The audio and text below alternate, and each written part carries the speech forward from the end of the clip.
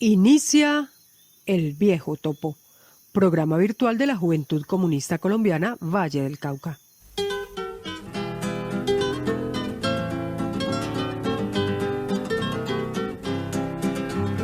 Yo que soy americano, no importa de qué país, quiero que mi continente viva algún día feliz. Quiero que mi continente viva algún día feliz. Que los países hermanos de Centroamérica y Sur borren las sombras del norte a ramalazos del luz. Borren las sombras del norte a ramalazos de luz. Si hay que callar, no callemos, pongámonos a cantar. Y si hay que pelear, peleemos, si es el modo de triunfar. Y si hay que pelear, peleemos, si es el modo de triunfar.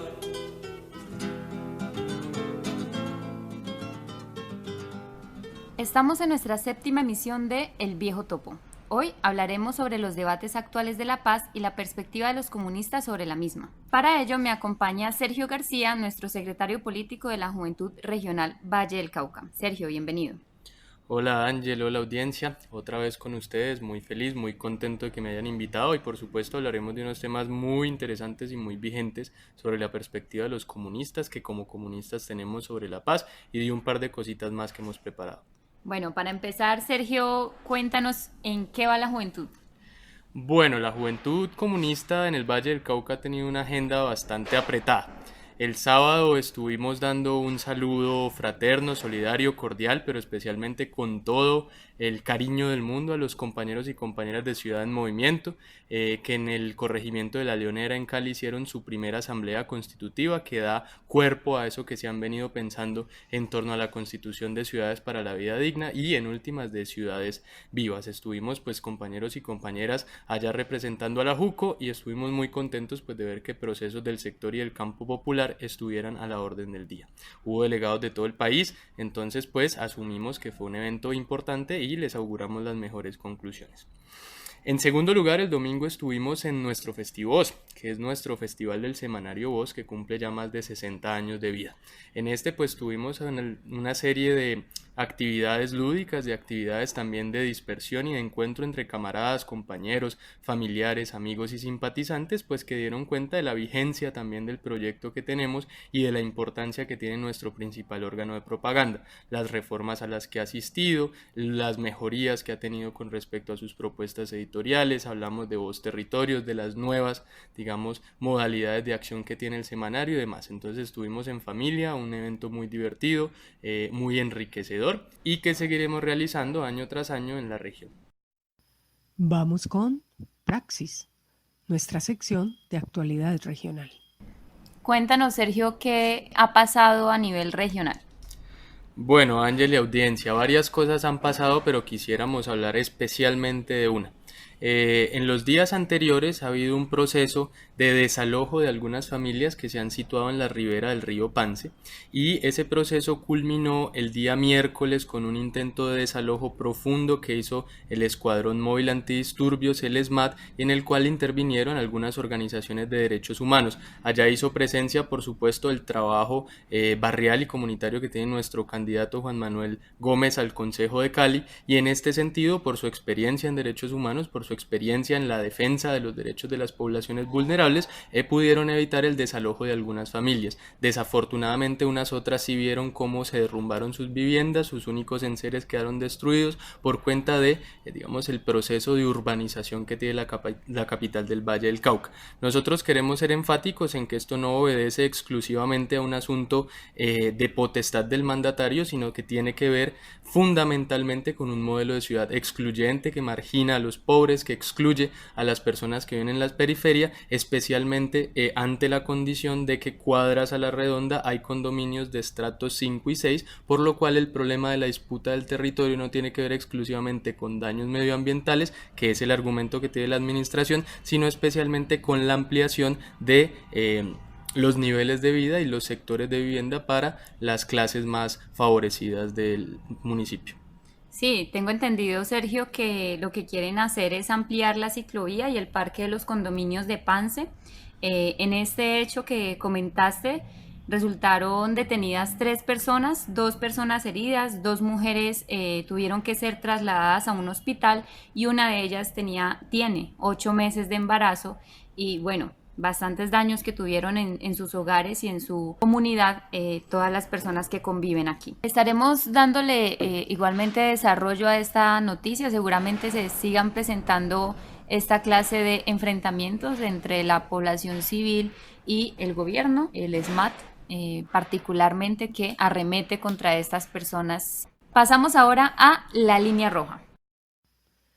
Ahora, la línea roja. En esta ocasión, como les contaba al principio, hablaremos sobre la paz, un tema que va mucho más allá del acuerdo firmado entre las FARC y el gobierno de Juan Manuel Santos. ¿Qué puedes decirnos sobre eso? ¿Qué piensan los comunistas sobre la paz, Sergio?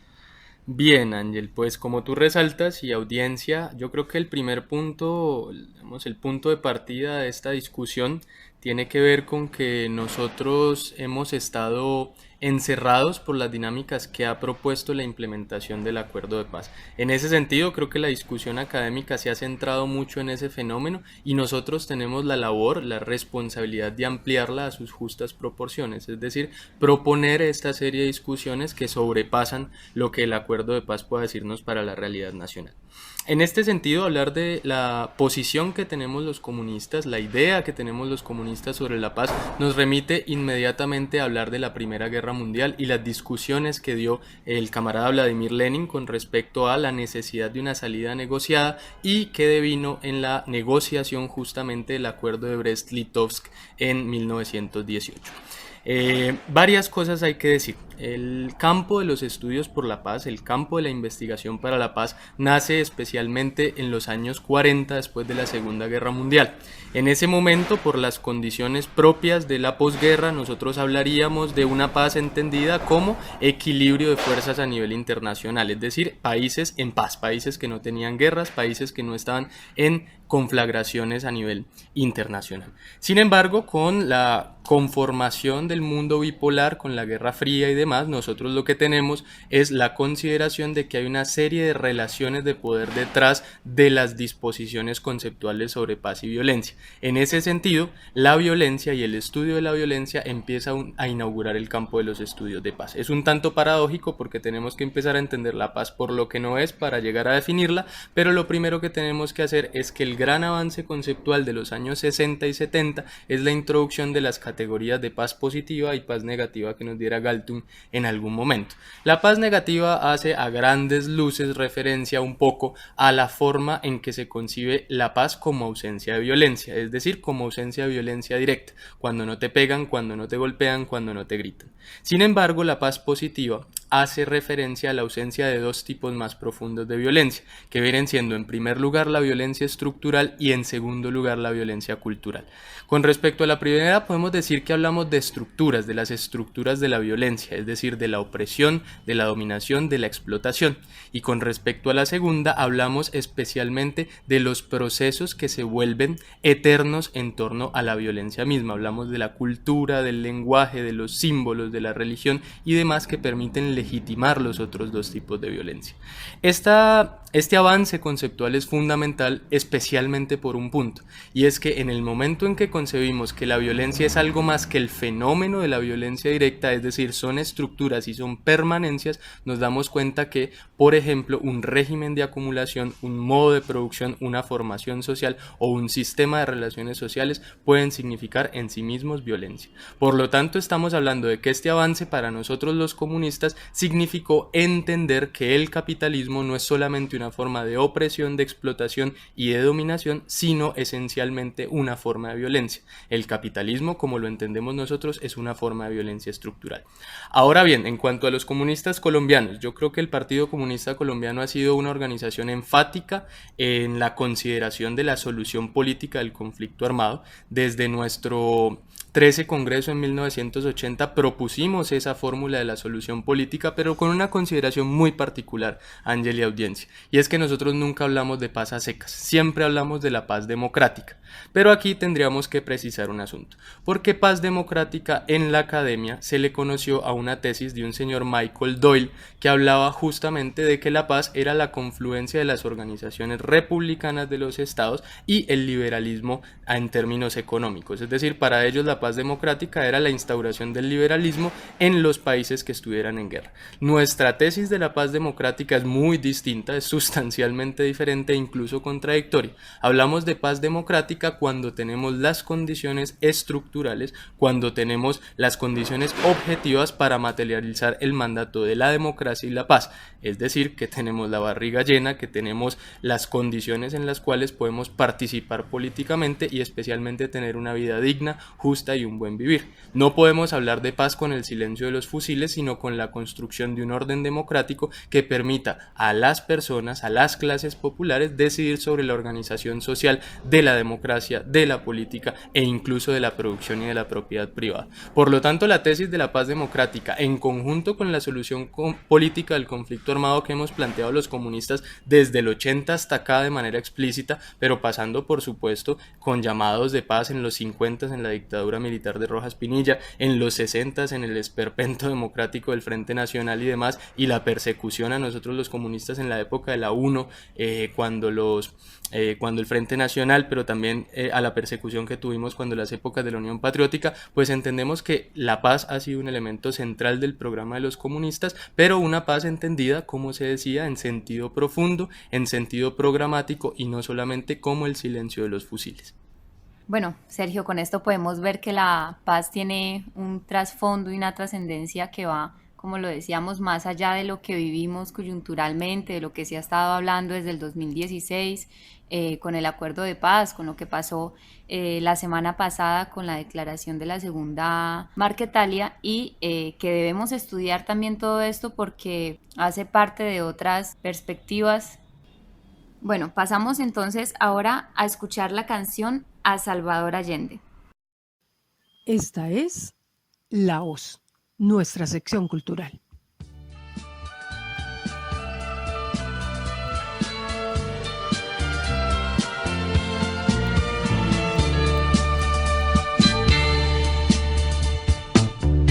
Qué soledad tan sola te inundaba en el momento en que tus personales amigos de la vida y de la muerte te rodeaban. Qué manera de alzarse en un abrazo, el odio, la traición, la muerte, el lodo. Lo que constituyó tu pensamiento ha muerto todo. Qué vida quemada, qué esperanza muerta, qué vuelta a la nada, qué fin. Un cielo partido, una estrella rota, rodaban por dentro de ti. Llegó este momento, no hay más nada. Te viste empuñando un fusil. Volaba lejos tu pensamiento, justo hacia el tiempo de mensajes de lealtades, de hacer quedaba darse todo al ejemplo, y en poco tiempo una nueva estrella armada hacer.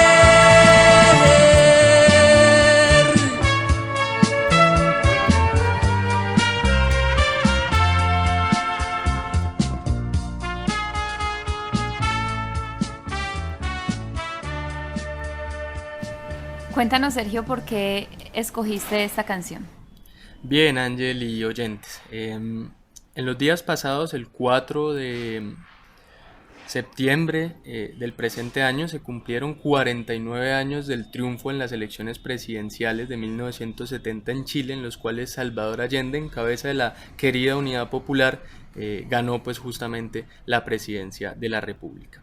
Esta canción, en últimas, que es de Pablo Milanés, que se llama A Salvador Allende, lo que recoge fue el significado político, el significado social, pero especialmente el simbolismo detrás de la elección de una persona que después de 4 candidaturas presidenciales previas pues accedió al Palacio de la Moneda en últimas.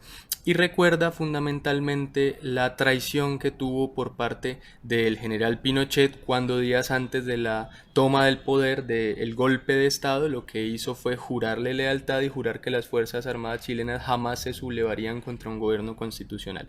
Entonces, en el momento en que Pablo Milanés dice que soledad tan sola te inundaba, en el momento en que tus personales amigos de la vida y de la muerte te rodeaban, pues justamente está refiriéndose a esa forma como él creyó en el pueblo creyó en él, y desafortunadamente por cuenta de las presiones internacionales, por cuenta también del militarismo rampante en América Latina, pues se dio el golpe de Estado 3 años después sin que pudiera culminar su periodo constitucional. Actualidad nacional, el martillo. Bueno, a nivel nacional también han venido ocurriendo varias cosas. Sergio, ¿qué puedes decirnos? Bien, Ángel, te tengo 3 cápsulas el día de hoy. En días pasados, esta es la primera, desafortunadamente, asesinaron a una candidata a la alcaldía del municipio de Suárez, a la compañera Karina García, cuando se movilizaba por la vereda de la Betulia. Hombres armados arremetieron contra su vehículo y la asesinaron a ella junto con 5 integrantes más de su caravana. Pues nosotros queremos expresar en primer lugar el repudio a este tipo de acciones y condenar también al Estado colombiano en la medida en que ella ya había hecho públicas las amenazas en las cuales atentaban contra su integridad, atentaban contra su vida y que finalmente se materializaron en días pasados. La segunda tiene que ver con otra noticia importantísima y es el cierre del, digamos, grandioso noticiero que tenemos en este país, quizá el único noticiero realmente independiente, que es Noticias 1, que tenemos en este momento.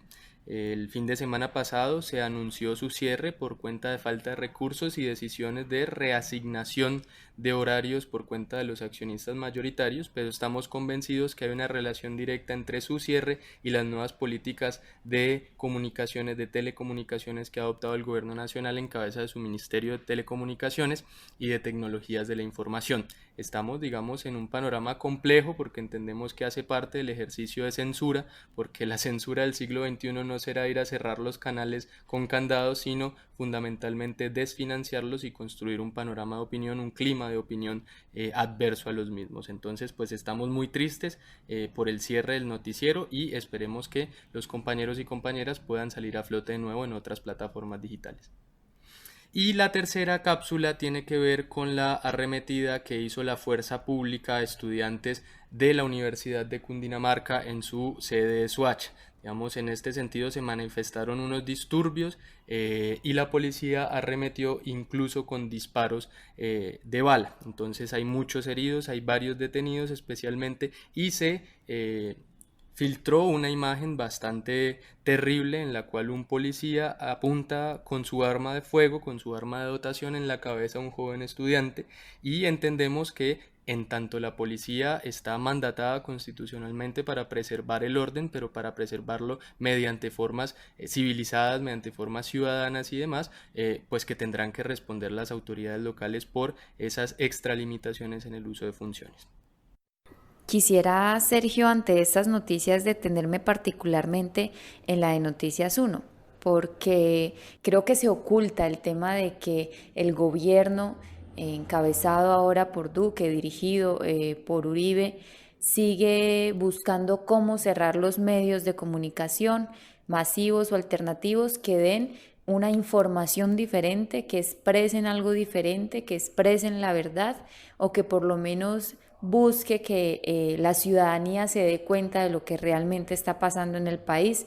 Esto como comunicadora social y periodista me parece sumamente grave invito a todos aquellos medios alternativos, aquellos medios que todavía son masivos, que son regionales, a que resistan, a que luchen, a que no se callen, a que no se dejen censurar y que sigamos al lado de la ciudadanía, al lado de la verdad, al lado de la construcción por medio de la comunicación, de esta herramienta de una sociedad diferente, de una sociedad transformadora, de una sociedad crítica con lo que está pasando a su alrededor, sabiendo que esto pues no se da gratuitamente, sino que nosotros y nosotras tenemos que honrar esta labor, honrar este trabajo. Entonces, que pululen los medios alternativos de comunicación, los medios que dicen la verdad, que pulule la información veraz, informada, investigativa, que pulule la resistencia y que pululen los medios, los movimientos, los procesos, las organizaciones sociales y políticas que trabajan y que nos esforzamos por contar de una forma diferente, por contar historias que no obedecen a unos intereses sociales, económicos y que no fortalecen relaciones de poder que nos tienen hoy en día donde nos tienen, porque usan esto como un mecanismo de dominación también. Entonces ese era mi mensaje, quería especialmente detenerme ahí porque me formé como comunicadora y porque además soy la responsable de agitación y propaganda de aquí de la Juventud Comunista Regional Valle del Cauca. Me niego a que esto siga pasando y a seguir recibiendo noticias así con otros canales o con otros medios informativos. Aprovecho, Sergio, audiencia, también para darle paso a una corta intervención de Francisco González, integrante del Partido de la Rosa, antes conocido como Pacho Chino cuando aún estaba en la lucha armada. Digamos esta entrevista se dio en el marco de la sesión del Consejo Departamental de Paz, Reconciliación y Convivencia celebrada en Cali el día viernes 6 de septiembre. Vamos a escucharlo. Yo soy Francisco González, soy miembro del Consejo Nacional de los Comunes de la Fuerza Alternativa Revolucionaria FARC. En el medio periodístico soy más conocido como Pacho Chino. Y estoy vinculado a toda la labor de la estructuración política del partido. Listo. ¿Qué le dirías a la juventud sobre lo que está pasando con respecto al anuncio de Iván Márquez? Bueno, nuestro partido sacó un comunicado. En este comunicado el partido hace una diferenciación entre lo que plantea Iván Márquez y lo que el partido sigue planteando. Lo primero que nosotros planteamos es que firmamos unos acuerdos de paz porque consideramos que la paz es el proceso más importante y revolucionario que vivirán los colombianos si logramos hacer que la paz cambie las formas de vida y la convivencia que llevamos durante largos años de conflicto y de guerra. Precisamente por esa misma razón es que consideramos que no hay ningún momento oportuno ni adecuado para que se justifique un nuevo alzamiento armado. Que es cierto que hay más de 700 líderes sociales asesinados, que hay más de 174 miembros de las FARC asesinados, que el gobierno no presenta ningún argumento válido como para poder combatir ese tipo de asesinatos, que no encuentra una voluntad política en el gobierno, ni intención del gobierno de Duque y de Uribe de afianzar un proceso de paz. Pero es precisamente eso lo que nos motiva, es que la paz está cimentada sobre el deseo de millones de colombianos que sí queremos, que quieren que haya paz en Colombia. Es a esos millones de colombianos que nosotros convocamos a que sigamos cimentando una paz verdadera, que hay que cambiar las normas de convivencia, que la convivencia que está construyendo esta nueva sociedad son la convivencia de los jóvenes, son las convivencias de las nuevas comunidades, es la convivencia de la democracia, y esa convivencia que va creando un consenso por salir al futuro con una forma de vivir distinta, es la que nosotros le estamos apostando.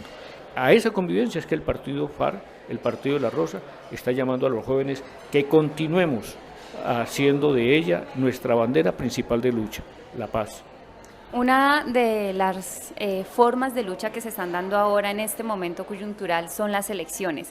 ¿Qué puede decirle a las personas que convergieron, que convergen con las FARC y que están haciendo acuerdos políticos para poder llegar también a estos espacios de poder y de toma de decisión para que no retrocedan ese voto, sino que apoyen aún más el movimiento y el partido político? Pues queremos decirle que a la gente que va a participar en esta nueva campaña electoral, que es una campaña muy importante porque es las campañas del poder local, que es de donde se genera la base para lo que va a ser el movimiento que pueda cambiar en la próxima legislatura a presidente de la República, que la paz hay que construirla desde distintos ángulos. Porque la paz tiene que ver con construir un nuevo ambiente político, la paz tiene que ver con construir nuevas convivencias, pero esas convivencias hay que hacerlas valer desde el punto de vista del voto, porque el voto es el que nos va a generar la nueva correlación política. Si el voto, si elegimos a los candidatos que están aspirando a las alcaldías, pero que están comprometidos con la paz, con la convivencia, que están aspirando a resolver los conflictos del campo, de la tenencia de la tierra, la sustitución voluntaria de cultivos ilícitos, si estamos aspirando a construir una sociedad donde los jóvenes no tengan que ser perseguidos, ni estigmatizados, ni tratados como delincuentes, esa paz, esos candidatos seguramente serán la base del nuevo cambio que tiene que verse en el gobierno que viene. Tenemos que aspirar a encontrar en esos candidatos el mensaje de que quieran comprometerse en construir la paz con las comunidades y con todos los sectores sociales que están buscando ese cambio. Bueno, Sergio, audiencia, gracias por acompañarnos el día de hoy, prestar cada semana conectados con el programa de la Juventud Comunista Regional Valle del Cauca, El Viejo Topo. A ustedes todos y todas, gracias por la invitación, gracias por el tiempo que tienen para escucharnos. Supimos que el de hoy va a ser un programa corto, un programa realmente corto, pero pues también estamos experimentando con el formato, estamos experimentando con la duración y demás. Recordemos que en nuestra primera temporada pues vamos a adaptarnos a las condiciones y a las alternativas que nos proponga la audiencia, y en esas estamos. Entonces, agradecido de nuevo y que tengan pues un resto de semana muy productivo, muy lindo, muy bonito y muy revolucionario. Recuerden que pueden seguirnos en Facebook como @JucoValleDelCauca y en Instagram como @JucoValle. Por toda América soplan vientos que no han de parar, hasta que entierren las sombras, no hay orden de descansar. Hasta que entierren las sombras, no hay orden de descansar. Desde una punta a la otra del continente que viene, el viento sopla sin pausas y el hombre sigue el vaivén. El viento sopla sin pausas y el hombre sigue el vaivén. Si hay que callar, no callemos, pongámonos a cantar. Y si hay que pelear, peleemos, si es el modo de triunfar. Y si hay que pelear, peleemos, si es el modo de triunfar. Si es el modo de triunfar. Si es el modo de